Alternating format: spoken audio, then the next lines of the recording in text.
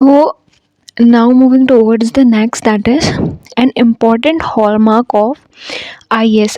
IS मतलब होता है insertional sequence element is the presence of short different direct repeats. तो जो एक important hallmark होता है insertional sequence का, कि हम कैसे पता लगाएं कि कोई भी जो सीक्वेंस है वो इंसर्शनल सीक्वेंस है, तो वो हमें पता चलता है कि वो जो शॉर्टली वो क्या करता है ना, उसमें रिपीट्स प्रेजेंट होते हैं। और ये जो रिपीट्स होते हैं ये 5 से 11 बेस पेयर्स के होते हैं, immediately adjacent to both ends of the insert element. तो ये जो इंसर्टेड एलिमेंट है उसके जस्ट बगल पे प्रेजेंट होते हैं। जैसे ये है इन्वर्टेड रिपीट, जो हम अभी पढ़ेंगे। So the enzyme that catalyse transposition of an insertional element is called transposase. So जो ट्रांसपोजेज होता है वो एंजाइम होता है जो कि कैटालाइज करता है इंसर्शनल सीक्वेंस को। Now moving towards the figure is general structure of bacteria IS element. IS elements is flanked by an inverted repeat at each end. The sequence of inverted repeat are nearly identical. तो ये जो inverted repeats होते हैं ये nearly identical होते हैं, but they are oriented in opposite directions. लेकिन ये अपोजिट डायरेक्शंस में होते हैं ओरिएंटेड। उसके बाद the sequence is characteristic of particular insertional sequence. ये जो सीक्वेंस होते हैं ये पर्टिकुलरली इंसर्शनल सीक्वेंस के होते हैं। The short direct repeat flank the IS element. ये जो शॉर्ट डायरेक्ट रिपीट्स होते हैं यही इंसर्शनल सीक्वेंस को बनाते हैं। Direct repeat are not transposed with the insertional element. ये जो डायरेक्ट रिपीट होते हैं ये ट्रांसपोज नहीं होते हैं इंसर्शनल एलिमेंट से, rather they are insertional side sequence that become duplicate. तो ये उसकी जगह पे क्या हो जाते हैं, डुप्लीकेट हो जाते हैं with one copy at each end. During insertion of a mobile element, the length of direct repeat is constant for a given IS element. तो जो लेंथ होती है डायरेक्ट रिपीट की एक इंसर्शनल सीक्वेंस के लिए वो कांस्टेंट होती है। In addition to IS elements bacteria contain composite mobile genetic elements that are larger than IS element. So जो इंसर्शनल एलिमेंट्स होते हैं, जब हम एक बैक्टीरिया की बात कर रहे हैं तो बैक्टीरिया में क्या होता है ना, कंपोजिट मोबाइल जेनेटिक एलिमेंट्स होते हैं। और ये जो कंपोजिट मोबाइल जेनेटिक एलिमेंट्स होते हैं ये इंसर्शनल एलिमेंट्स से बड़े होते हैं एंड कंटेन वन और मोर प्रोटीन कोडिंग जीन्स। और इनमें एक से ज़्यादा प्रोटीन कोडिंग जीन्स या फिर एक प्रोटीन कोडिंग जीन्स भी प्रेजेंट होता है in addition to those required for transposition. तो जो मोबाइल या जो हमको एलिमेंट्स चाहिए होते हैं इंसर्शन, जो मतलब ट्रांसपोजिशन करने के लिए, उससे एक एडिशन में ही इसमें क्या है, एलिमेंट्स प्रेजेंट हैं।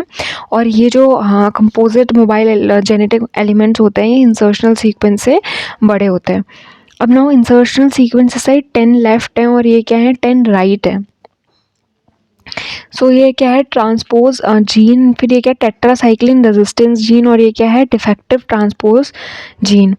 Now, while talking about genetic organization of bacterial transposon that is TN10 is an example of composite mobile element. तो ये जो दिया हुआ है TN10 वो composite mobile element का एक example है। Now क्या है, eukaryotic transposons. Transposable element make up 10% of higher eukaryotic genome. तो ये जो ट्रांसपोजेबल एलिमेंट होते हैं वो 10% जो यूकैरियोटिक जीनोम है उसका बनाते हैं। Although eukaryotic transposon similar in structure to bacterial insertional elements. जो यूकैरियोट्स के ट्रांसपोजोन होते हैं वो स्ट्रक्चर में सिमिलर होते हैं बैक्टीरिया के इंसर्शनल एलिमेंट से। Retrotransposons generally are much more abundant especially in higher eukaryotes. जो रेट्रोट्रांसपोजोन्स होते हैं वो जनरली ज़्यादा अमाउंट में प्रेजेंट होते हैं, स्पेशली जब हम हायर यूकैरियोट्स की बात करते हैं। The P element in Drosophila is one of the best example of transposable element in eukaryotes. So जो P एलिमेंट होते हैं, P एलिमेंट डोर्सोफिला में प्रेजेंट होते हैं, तो ये एक बेस्ट एग्जांपल है ट्रांसपोजेबल एलिमेंट का जब हम यूकैरियोट्स की बात कर रहे हैं। This element is 2907 base pair long इस एलिमेंट की लेंथ दी हुई है पी एलिमेंट की, and features a 31 base pair inverted repeat at each and, और इसके दोनों एंड्स पे 31 बेस पेयर का एक इन्वर्टेड रिपीट भी प्रेजेंट होता है. द एलिमेंट इनकोड्स अ ट्रांसपोजेज, और ये जो एलिमेंट है ये ट्रांसपोजेज को भी इनकोड करता है. P element do not utilise a RNA intermediate during transposition.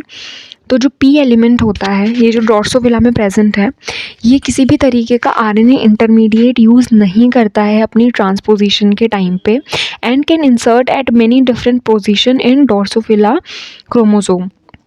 और ये पी एलिमेंट ड्रोसोफिला के बहुत सारे डिफरेंट पोजीशंस पे क्या कर सकता है, अटैच हो सकता है, इंसर्ट हो सकता है.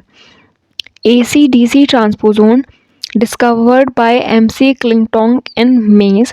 तो इसके बाद जो दूसरा इसमें एग्जाम्पल है, ये तो पहला था हमारा ड्रोसोफिला का पी एलिमेंट. अब जो दूसरा एग्जाम्पल दिया है हमको वो दिया है मेज़ का. जो साइंटिस्ट ने ये डिस्कवर किया है वो है MC क्लिंगटॉक.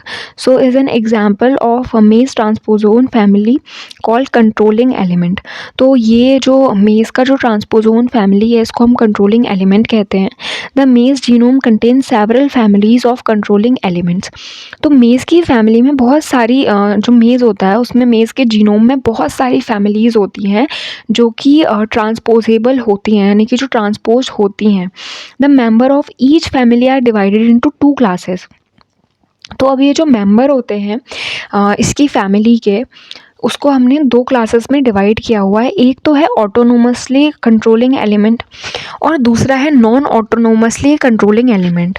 तो ऑटोनोमसली कंट्रोलिंग एलिमेंट क्या होते हैं कि autonomously elements are capable of transposition. तो ऑटोनोमस वाले क्या होते हैं कि ये कैपेबल होते हैं ट्रांसपोजिशन के, और जो नॉन ऑटोनोमस होते हैं वो एलिमेंट होते हैं डिफिशिएंट होते हैं वो ट्रांसपोजिशन के, यानी कि वो ट्रांसपोज नहीं होते हैं. So AC element codes for an active transposase that recognize both AC and DS sequence.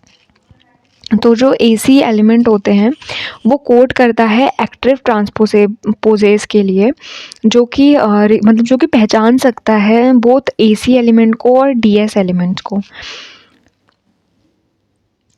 The DS elements have an internal deletion and so does not synthesize its own transposase.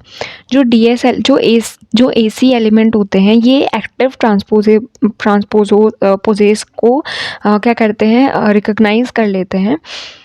ठीक है. और जो DS elements होते हैं इन has an internal deletion, मतलब इसमें कुछ एक इंटरनल डिलीशन होता है, तो ये क्या करता है अपना खुद का ट्रांसपोजेज ये सिंथेसाइज नहीं कर सकता है.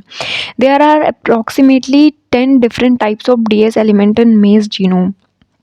सो जो मेज़ का जीनोम है उसमें 10 डिफरेंट टाइप के DS एलिमेंट प्रेजेंट होते हैं with deletion ranging in size from 194 base pair to several kilo bases. तो ये इसका जो डिलीशन का रेंज है वो 194 बेस पेयर से सेवरल किलो बेसिस तक होता है. अब now moving towards the next topic which we have is retro transposons. All eukaryotes contain retrotransposons, mobile DNA element that transpose through an RNA intermediate utilizing a reverse transcriptase. तो ये जो रेट्रोट्रांसपोजोन होता है इसमें बेसिकली जो DNA होता है वो ट्रांसपोज करता है एक RNA इंटरमीडिएट बनाने के बाद. मतलब कि वो पहले एक RNA इंटरमीडिएट बनाता है, फिर वो जो RNA इंटरमीडिएट होता है वो रिवर्स ट्रांसक्रिप्शन से वापस क्या करता है उस DNA के एलिमेंट को बनाता है. तो अब इसमें ये जो रेट्रो ट्रांसपोजोन्स हैं ये मोबाइल एलिमेंट के, इनको फर्दर हमने 2 कैटेगरीज में डिवाइड किया हुआ है. एक है वायरल रेट्रो ट्रांसपोजोन्स और दूसरी है non viral retro transposons. So viral retrotransposons क्या है, are flanked by 250 to 600 base pair long term repeat, जिसको हम LTRs कहते हैं. तो वायरल ट्रांसपोजोन्स में 250 से 600 बेस पेयर तक के क्या होते हैं, लॉन्ग टर्मिनल रिपीट्स होते हैं.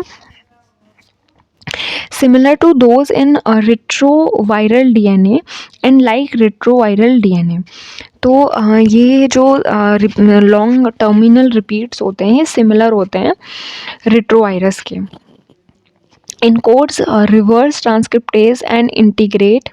They move in genome by being transcribed into RNA. तो ये क्या होते हैं, किसी भी जीनोम में मूव करते हैं, पहले आरएनए को ट्रांसक्राइब करते हैं which then undergo reverse transcription, और ये क्या करता है फिर उसके बाद रिवर्स ट्रांसक्रिप्शन करता है and integrate into the host cell chromosome, और उसके बाद जो होस्ट सेल का क्रोमोसोम होता है उसमें जाके इंसर्ट हो जाता है. So viral transposons are abundant in yeast. तो ये जो इस तरीके जो ट्रांसपोजोन्स होते हैं ये यीस्ट में प्रेजेंट होते हैं, ये डोर्सोफिला में प्रेजेंट होते हैं, और जो यीस्ट में प्रेजेंट होते हैं उनको हम टीवाई एलिमेंट कहते हैं, और जो डोर्सोफिला में होते हैं उनको हम कोपिया एलिमेंट्स कहते हैं. Now moving towards non viral transposons. तो जो नॉन वायरल ट्रांसपोजोन्स होते हैं ये लेक्स LTRs, यानी कि इनमें लॉन्ग टर्मिनल रिपीट्स एब्सेंट होते हैं and have an A/T rich stretch at one end. और इनके एक एंड में एडेनिन और थाइमीन का मतलब एक बहुत एडेनिन और थाइमीन के जो एडेनिन और थाइमीन है उसके अमाउंट में जो ज़्यादा बेस पेयर प्रेजेंट है उस तरीके का एक स्ट्रेच इनके एक एंड में प्रेजेंट होता है. In mammals non viral retrotransposons are the most common type of mobile element. तो जो मैमल्स होते हैं, मैमल्स में नॉन वायरल रेट्रोट्रांसपोजोन टाइप का जो एलिमेंट होता है, मोबाइल एलिमेंट होता है, वो ज़्यादा अमाउंट में प्रेजेंट होता है, या फिर ये बहुत कॉमन है, मतलब कॉमनली मिल जाता है. So the most abundant non viral retrotransposons in vertebrates are called LINEs. तो जो सबसे ज़्यादा अमाउंट में नॉन वायरल रेट्रोट्रांसपोजोन्स है वर्टिब्रेट्स में उसका नाम है लाइन्स, और इसको हम बोलते हैं लॉन्ग इंटरस्प्रेस्ड न्यूक्लियर एलिमेंट. और जो साइंस होते हैं उनको हम कहते हैं शॉर्ट इंटरस्प्रेस्ड न्यूक्लियर एलिमेंट. तो अब जब हम साइंस की बात कर रहे हैं तो SINEs are 100 to 400 base pair sequence. जो साइंस होते हैं उनमें 100 से 400 बेस पेयर प्रेजेंट होते हैं and not containing any gene, और इसमें कोई भी जीन प्रेजेंट नहीं होता है. जो साइंस होते हैं वो ट्रांसक्राइब्ड होते हैं RNA पॉलीमरेज 3 से. And most common SINEs in humans frequency contain a site for restriction enzyme ALU1 and consequently are called ALU sequence. तो जो मोस्ट अबेंडेंट साइंस होते हैं जो फ्रीक्वेंटली हमको रिस्ट्रिक्शन साइट, मतलब जो रिस्ट्रिक्शन साइट होती है इसकी वो कॉमनली कौन सी होती है, ALU1 होती है, और इसका जो सीक्वेंस ये फॉलो करता है वो होता है ALU sequence. So these 300 base pair sequence are stretch throughout the human genome. तो ये जो 300 बेस पेयर का जो सीक्वेंस होता है ये पूरे जो थ्रू आउट ह्यूमन जीनोम है उसमें ये क्या होता है, स्ट्रेच्ड होता है, constituting 5% of the total DNA. यानी कि 5% ऑफ द जो टोटल DNA है वो यही है साइंस का. Related transposable element B1 is found in the mouse genome. तो अब एक जो रिलेटेबल ट्रांसपोजेबल एलिमेंट होता है, यानी कि एक रिलेटेबल ट्रांसपोजेबल मतलब जो एक B1 करके है एक जो कि माउस में फाइंड होता है वो रिलेटेबल है इसके साइंस के. ठीक है. So both of these transposable DNA sequence are thought to have evolved from the gene for 7S LSC RNA, a non-coding RNA involved in movement of polypeptide in the organelles. तो हमने ये एक वो लगाया कि यहाँ पे ये जो दोनों ही तरीके के ट्रांसपोजेबल DNA हैं ये इवॉल्व हुए हैं एक सेम जीन से जिसका नाम दिया हुआ है, और इसका जो वो है काम है वो ये है कि एक नॉन कोडिंग RNA है जो कि इन्वॉल्व हो रहा है पॉलीपेप्टाइड की मूवमेंट में ऑर्गेनल्स के अंदर. उसके बाद the most common lines element contain L1 line family. अब हमने साइंस की बात करी, अब जब हम लाइन्स की बात कर रहे हैं तो लाइन में क्या है कि जो L1 फैमिली है वो सबसे ज़्यादा मतलब कंस्टिट्यूट कर रही है वो L1 लाइन फैमिली की। Some 6 lakh copies of L1 elements occur in the human genome। तो 6 लाख कॉपीज़ L1 एलिमेंट की होती हैं ह्यूमन जीनोम में, जब हम ह्यूमंस की बात कर रहे हैं। Account for about 15% of total human DNA, जो कि ह्यूमन डीएनए का 15% है। L1 element usually are flanked by short direct repeats, the hallmark of mobile elements. तो जो L1 एलिमेंट्स होते हैं ये शॉर्ट मतलब शॉर्टली रिपीट होते हैं और ये एक हॉलमार्क होता है मोबाइल एलिमेंट्स का। The consensus sequence contain 2 long open reading frames ORFs encode a RNA binding protein and the reverse transcriptase। तो ये जो सीक्वेंस होते हैं ये 2 लॉन्ग रीडिंग फ्रेम्स के होते हैं, इनको ORFs कहते हैं। और ये क्या करते हैं, ये इनकोड करते हैं आरएनए की बाइंडिंग को, आरएनए बाइंडिंग प्रोटीन को, और जो रिवर्स ट्रांसक्रिप्टेज होता है उससे। Now, genetic organization of typical lines and signs, the short open reading frame ORF1 this about 1 kb, ये 1 kb लेंथ का होता है, encodes RNA binding protein। The longer ORF2 about 4 kb is in length, और जो दूसरा है वो ORF2 है, ये वाला है 4 kb लेंथ में और ये वाला है 1 kb लेंथ में। A bifunctional protein with reverse transcriptase and DNA endonuclease activity. तो ये क्या है, इसका बाईफंक्शनल एक मतलब इसके 2 फंक्शन होते हैं इस प्रोटीन के। एक तो ये रिवर्स ट्रांसक्रिप्शन करेगा और दूसरा ये क्या करेगा, डीएनए में as an endonuclease activity के तौर पे ये क्या करेगा, हेल्प करेगा। Now we have the next topic which is gene families. Moving towards gene family. So most of protein coding genes are represented only once in the haploid genome। तो जितने भी प्रोटीन कोडिंग जीन्स होते हैं उनको हम haploid genomes में represent करते हैं। दस are termed solitary jeans.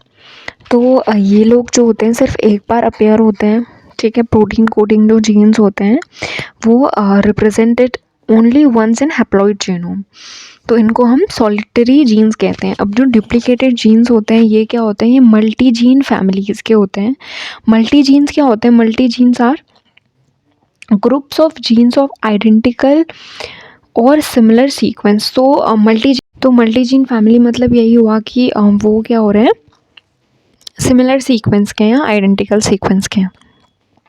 So these members are either remain cluster or disappear around the genome. It may be। अब ये जो मल्टी जीन फैमिली होती है, मल्टी जीन फैमिली वाले या तो ये क्लस्टर में रहेंगे या फिर ये क्या हो जाएंगे, ये डिस्पर्स्ड हो जाएंगे उस जीनोम में। तो ये 2 तरीके के होते हैं, एक होता है सिंपल और क्लासिकल मल्टी जीन फैमिली और दूसरा होता है complex multi gene family.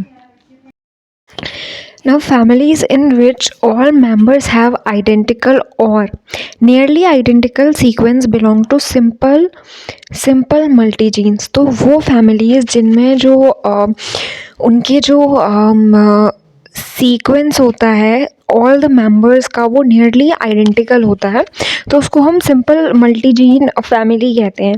So the RNA gene are example of simple multigene families. तो जो RNA होता है वो एक एग्जाम्पल होता है सिंपल मल्टीजीन फैमिली का। Within a tandem array of RNA gene each copied exactly और almost exactly like all others. तो इसमें क्या होता है कि जो RNA के जीन होते हैं ये या तो एग्जैक्ट कॉपी होता है या फिर ऑलमोस्ट एग्जैक्टली सेम होता है दूसरे की तरह। So each cell contain multiple copies of the RNA gene that's code for ribosomal RNA. तो कोई भी एक सेल है या फिर एक सेल होती है, उसमें बहुत सारी कॉपीज़ होती हैं आरआरएनए जीन की, और ये जो आरआरएनए होता है इसका मतलब होता है ribosomal RNAs. So while talking even about Escherichia coli, that is E coli, even E coli genome contains 7 copies of its rRNA genes. यानी कि जो ई कोलाई होता है, एस्कर्शिया कोलाई होता है, इतना सिंपल एक जो बैक्टीरियल सेल है उसमें खुद में 7 कॉपीज़ होती हैं राइबोसोमल आरएनए जीन की। और जब हम ह्यूमंस की बात कर रहे हैं तो ह्यूमंस में ईच सेल कंटेन, यानी कि हर एक सेल के पास अबाउट 200 आरआरएनए जीन की कॉपीज़ होती हैं पर हैप्लॉइड जीन्स, यानी कि एन नंबर के जीनोम में 200 आरआरएनए की जीन की कॉपी प्रेजेंट होती है, clusters on one chromosome. So this is what it is, that the multiple copies of conserved rRNA gene on a given chromosome are located in a tandemly repeated manner. तो जो rRNA gene होता है एक chromosomes का, वो एक repeated manner में present होता है. So the repeated rRNA genes are needed to meet the great cellular demand for their transcripts. तो ये जो आरआरएनए जीन होता है वो एक बहुत ज़्यादा ग्रेट, मतलब कि बहुत ज़्यादा ग्रेट अमाउंट में सेल्स में इसकी नीड होती है ट्रांसक्रिप्शन के लिए. तो उसके बाद अब हम बात करते हैं कॉम्प्लेक्स मल्टीजीन फैमिलीज़ की. So the individual members of the complex multigene families although similar in sequence are sufficiently different for the gene product to have distinguished property. तो जब हम कॉम्प्लेक्स मल्टीजीन की बात कर रहे हैं तो इसके सीक्वेंस सिमिलर होते हैं, लेकिन इतने डिफरेंट ज़रूर होते हैं एक दूसरे से कि जो उनका जीन प्रोडक्ट है वो अलग अलग प्रॉपर्टीज़ का मिले. तो one of the best example of this type of multigene family is the mammalian globin genes. तो अब यहाँ पे एक एग्जाम्पल है मल्टीजीन का कि जो मैमल्स में हीमोग्लोबिन की बात हो रही है, तो जो ग्लोबिन जीन होता है, तो the globins are the blood protein that combine to make haemoglobin. तो जो हमें पता है वो ये है कि हीमोग्लोबिन जो होती है वो 4 यूनिट्स की बनी होती है, 2 अल्फा और 2 बीटा. तो अब यहाँ पे जब हम ग्लोबिन प्रोटीन की बात कर रहे हैं तो हीमोग्लोबिन क्या कॉम्बिनेशन होता है कि each molecule of haemoglobin being made of 2 alpha and 2 beta globins. तो इसमें 2 अल्फा यूनिट होती हैं और 2 बीटा यूनिट होती हैं. In human the alpha type globin are coded by small multigene family on chromosome number 16. तो जो स्मॉल मल्टीजीन फैमिली होती है क्रोमोसोम नंबर 16 की, वो कोड करती है अल्फ़ा टाइप के ग्लोबिन्स को, और जो बीटा टाइप का ग्लोबिन है वो सेकंड फैमिली से, यानी कि वो क्रोमोसोम नंबर 11 से प्रोटीन मतलब सिंथेसाइज होके बनता है.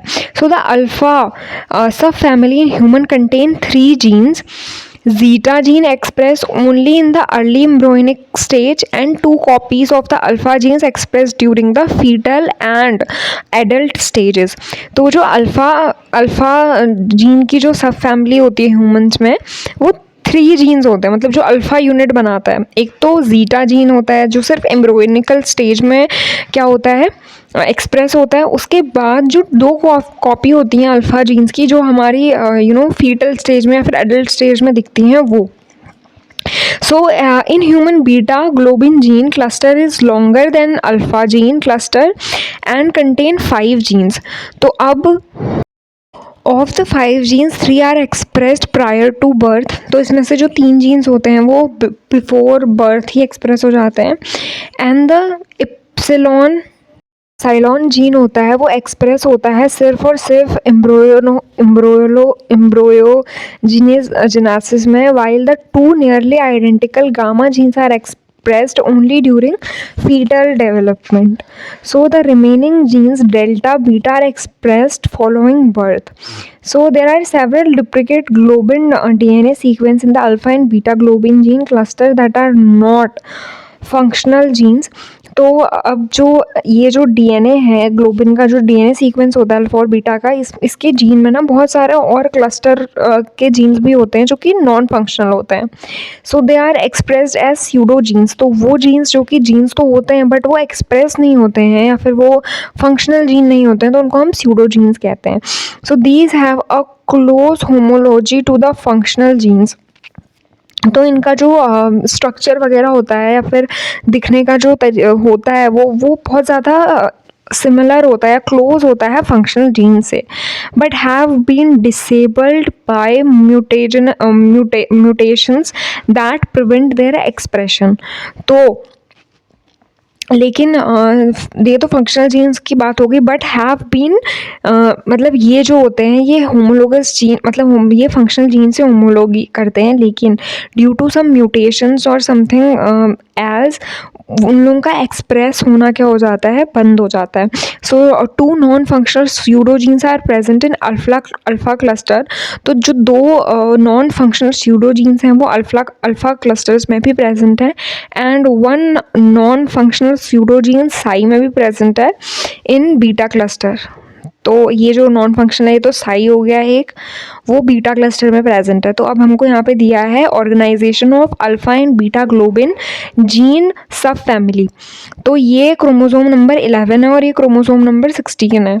क्रोमोसोम नंबर 11 में ये हमको दी हुई है एप्साइलॉन, ये जो हमारे मतलब बर्थ से पहले के टाइम पे जब जो एक्सप्रेस होता है, फिर अल्फ़ा अल्फ़ा साई, ये इस तरीके से। तो ये जो है क्रोमोसोम जो एक्सप्रेस हो रहे हैं, जो फैमिलीज़ जो हैं उनकी जीन्स की, वो यहाँ पे हमें दिखाई हुई हैं इस डायग्राम में।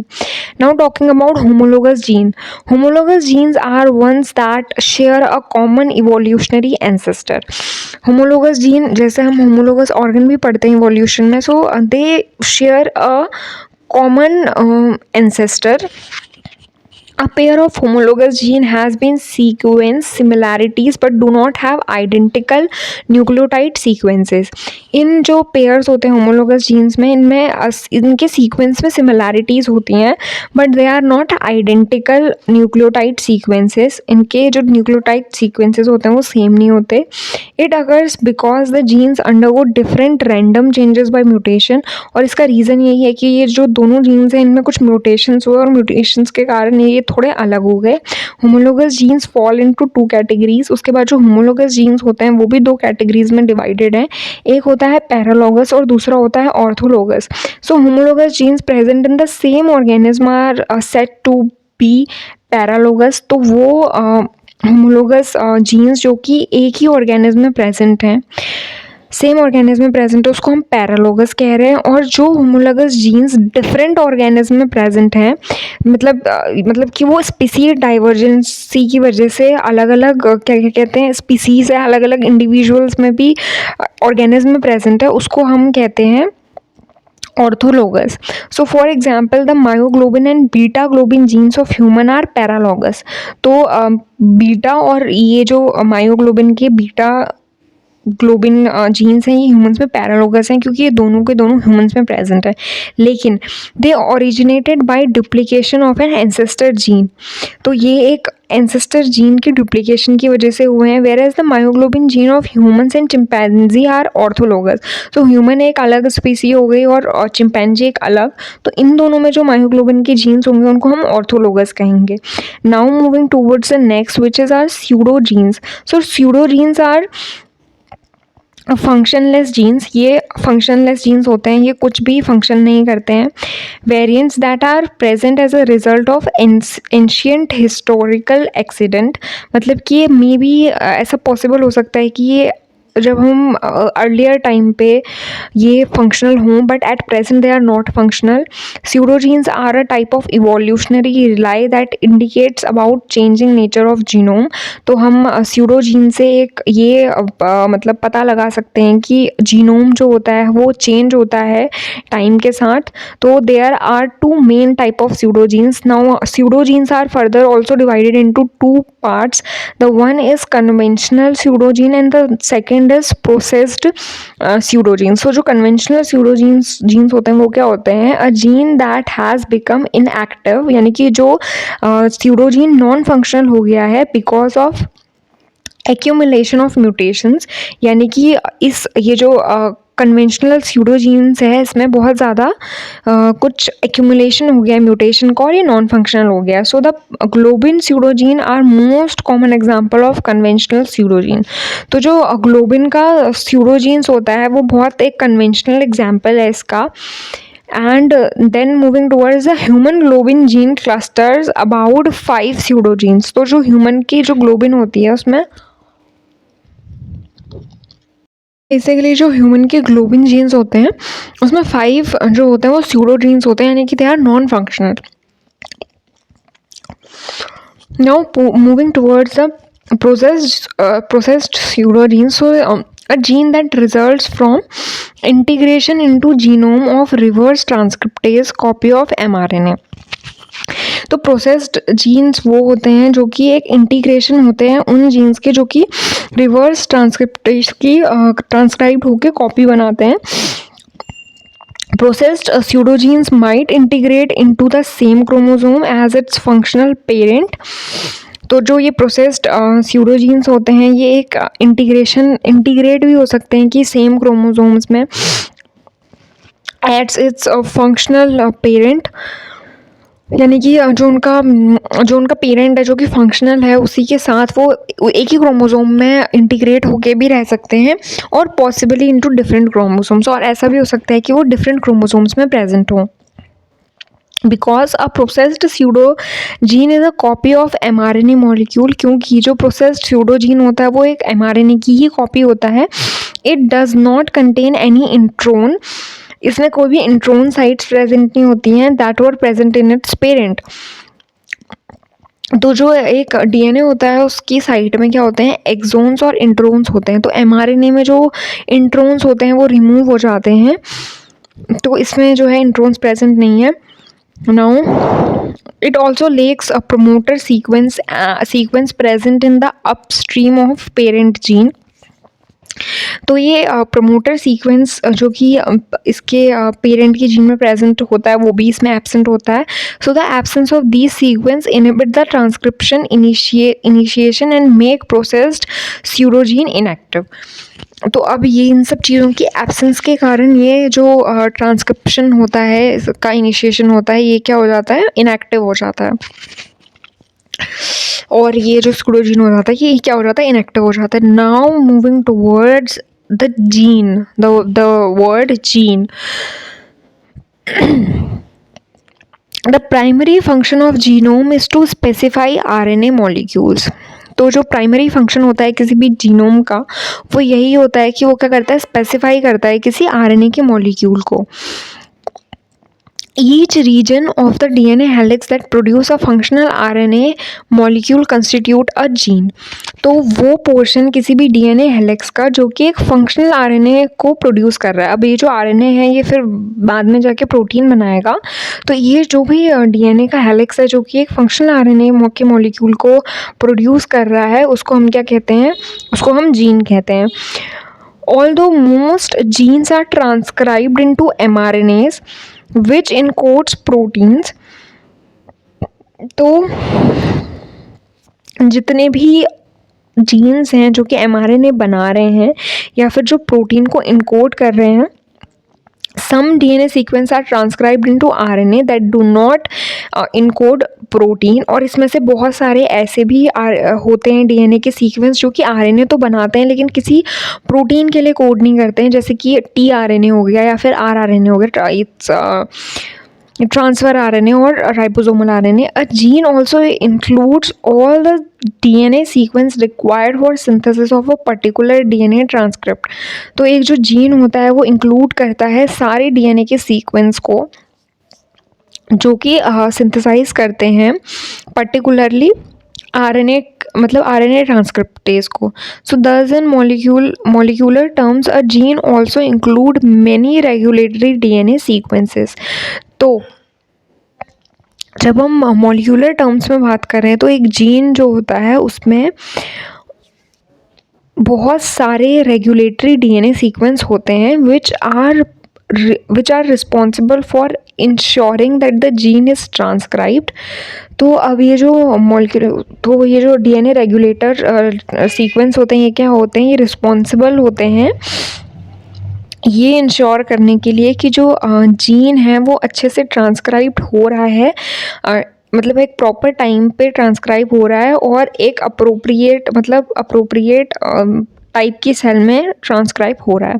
So total gene number is known for several organism. तो आज की डेट में जितने भी टोटल नंबर ऑफ जीन्स हैं वो बहुत सारे ऑर्गेनिज्म के लिए हमको पता है।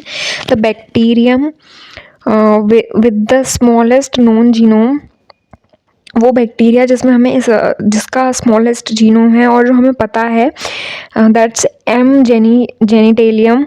उसके पास 470 जीन्स हैं। तो अब यहाँ पे हमको एक टेबल दी है, इसमें कुछ स्पीसीज़ हैं और कुछ उनके जीन्स हमको दिए हुए हैं। सो जो माइकोप्लाज्म जेनिटेलियम है उसमें 470 जीन्स होते हैं। हीमोफिलस इन्फ्लुएंजा इसमें 1743। उसके बाद बी सब्टिलिस इसमें 4100। देन ई कोलाई में 4288। इसी तरीके से हमको एस्कर्शिया कोलाई में, ड्रोसोफिला मेलानोगास्टर में और सी एलिगेंस में भी दिया हुआ है। So size of genome in higher eukaryotes varies greatly. तो अब ये जो साइज़ होता है जीन्स का, ये यूकैरियोट्स में बहुत ज़्यादा वेरी करता है। Some genes contain more than 2 million nucleotide pair, कुछ जीन्स में 200 मिलियन न्यूक्लियोटाइड पेयर होते हैं। और however genes that are more than 1 lakh nucleotide pair in length are common. तो 1 लाख तक के जो न्यूक्लियोटाइड पेयर होते हैं एक जीन में, वो एक कॉमन होता है। Most of the portion of gene in higher eukarya consist of non coding DNA. तो जो जीन्स होते हैं हायर यूकैरियोट्स में, they consist of non-coding DNA that interrupts the relatively shorter segments of coding DNA. So जो ये higher eukaryotes होते हैं इसमें नॉन कोडिंग डीएनए भी प्रेजेंट होता है जो कि इंटरप्ट होता है रिलेटिवली शॉर्टर सेगमेंट से। The coding sequence are called exons. तो इसमें जो कोडिंग होते हैं उनको हम एक्सोन्स कहते हैं। The intervening non coding sequence are introns. तो जो सीक्वेंस कोड नहीं करते हैं वो इंट्रोन्स होते हैं। The RNA molecule called a primary RNA transcribed synthesize for such a gene process to remove the intron sequence. तो ये जो आरएनए हम सिंथेसाइज करते हैं इसमें से इंट्रोन्स जो होते हैं वो जो कि किसी भी चीज़ के लिए इनकोड नहीं करते हैं, वो उनको हम रिमूव कर देते हैं इस प्रोसेस में। And its conversion to mRNA molecule is the process of RNA splicing. और ये जो प्रोसेस होती है एमआरएनए में से इंट्रोन्स को हटाने की, इसको हम आरएनए स्प्लाइसिंग कहते हैं। So introns were first discovered in 1977। ये इंट्रोन्स को 1977 में डिस्कवर किया था इंडिपेंडेंटली, यानी कि दोनों ने अलग अलग डिस्कवर किया था। वो है Philip Sharp and Richard Roberts.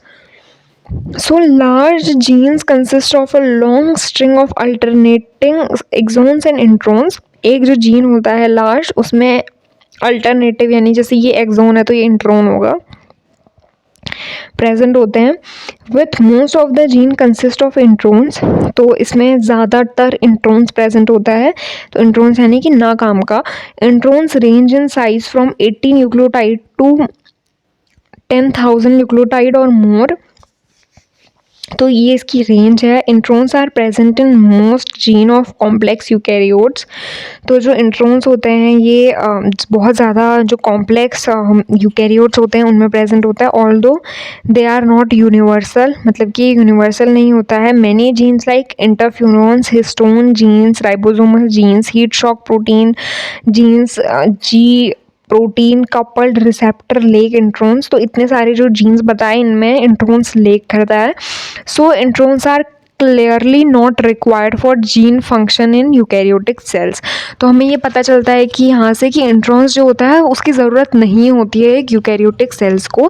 इसीलिए एमआरएनए की फॉर्मेशन में भी वो क्या कर रहा है, इंट्रोन्स को रिमूव कर दे रहा है। और इतने सारे जो जीन्स हैं इनमें तो इंट्रोन्स प्रेजेंट है ही नहीं।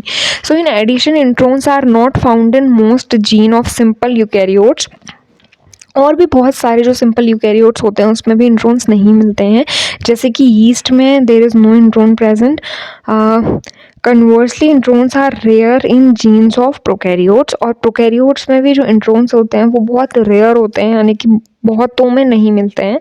अब यहाँ पे एक टेबल दी हुई है जिसमें हमें average size of exons and introns in human genome दिया हुआ है।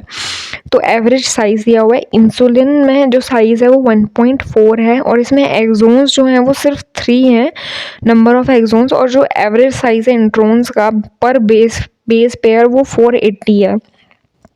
तो ये बहुत ज़्यादा है introns in comparison to exons, ये हमको पता चल गया है। Now moving towards the next which is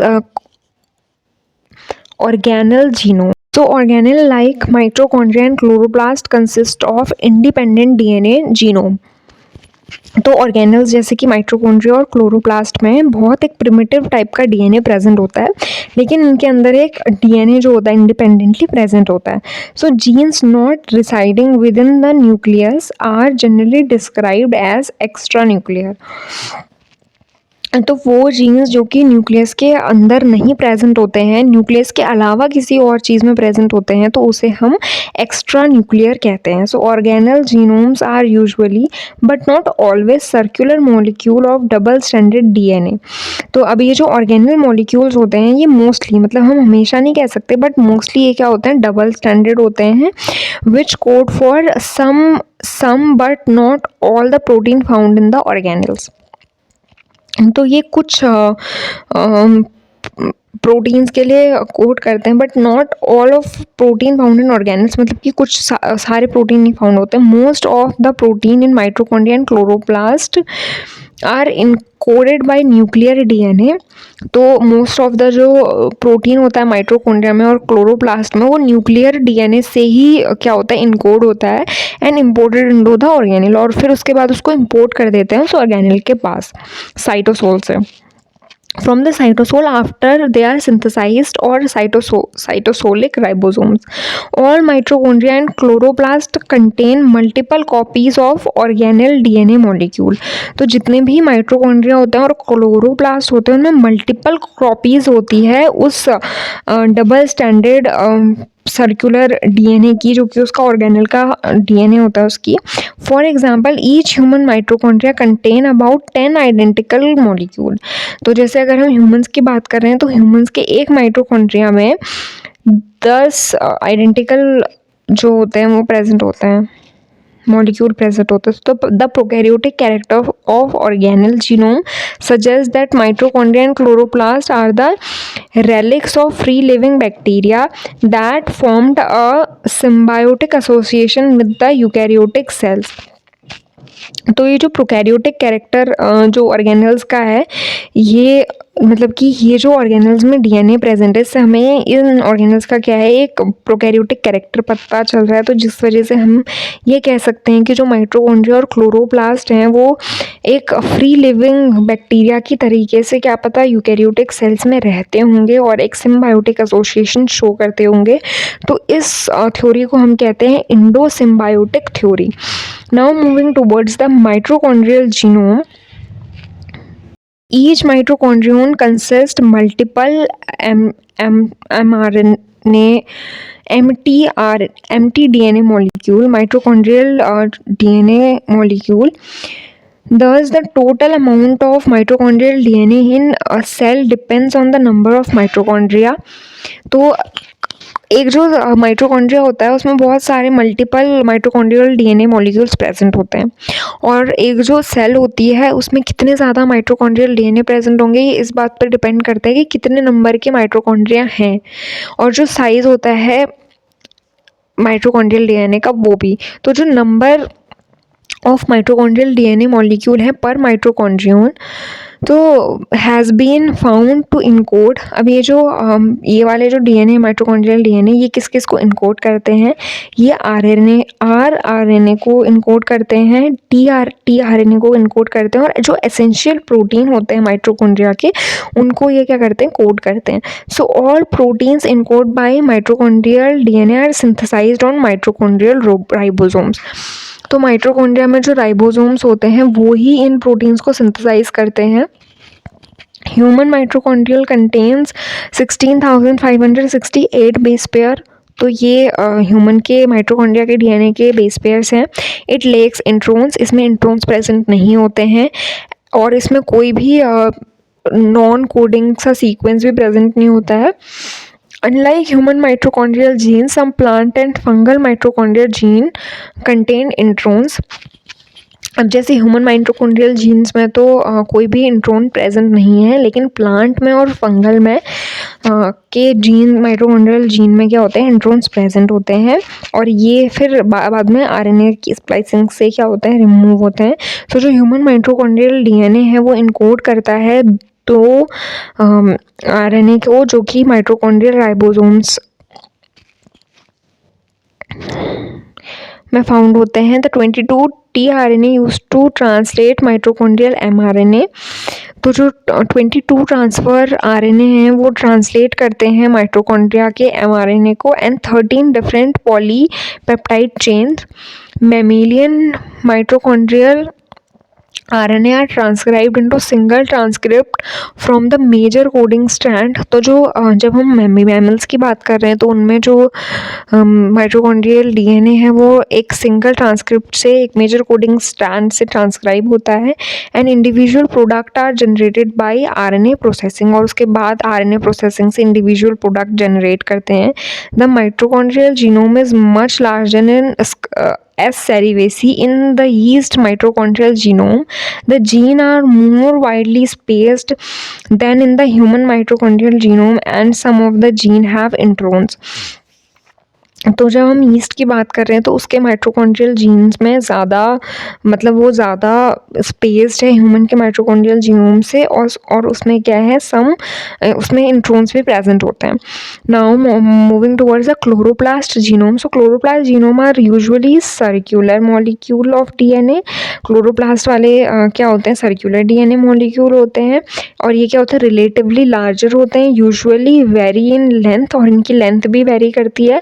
Like mitochondria, chloroplast contain multiple copies of the organellar DNA, typically 20 to 40 in a higher plant।